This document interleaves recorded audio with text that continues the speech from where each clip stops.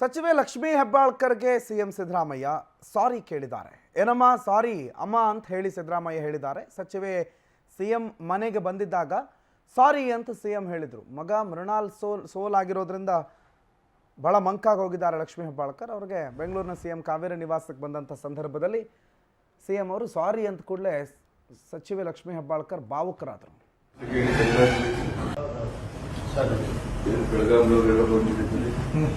ಏನಮ್ಮ ಸಾರಿ ಅಮ್ಮ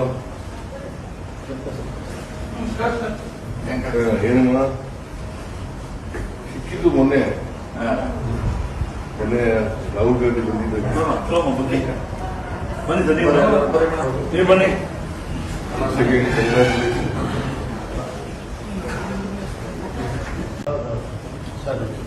ಬೆಳಗಾವಿನವರೆಲ್ಲ ಬಂದಿದ್ದೀವಿ. ಏನಮ್ಮ ಸಾರಿ ಅಮ್ಮ ಏನಮ್ಮ ಸಿಕ್ಕಿದ್ದು ಮೊನ್ನೆ ರಾಹುಲ್ ಗಾಂಧಿ ಬಂದಿದ್ದಾಗ ಬನ್ನಿ